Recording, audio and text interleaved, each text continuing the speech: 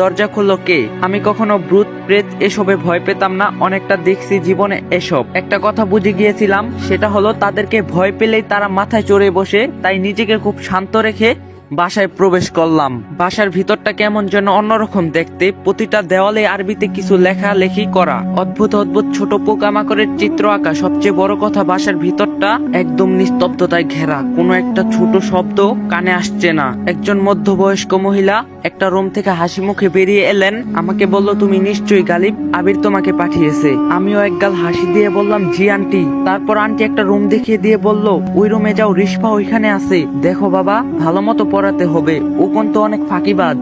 ও, তার মানে আমার ছাত্রীর নাম রিশফা? আমি বললাম, সেটা নিয়ে আপনি চিন্তা করবেন না আন্টি, আমি রিশফাকে ব্রিলিয়ান্ট স্টুডেন্ট বানিয়ে দেব। এই বলে রুমে গেলাম, দেখলাম রিশফা এক মনে খাতায় কি যেন অঙ্কন করছে। আমি গিয়ে হালকা কাশি দিতে সে উঠে সালাম দিল। আমি সালামের উত্তর দিয়ে বললাম,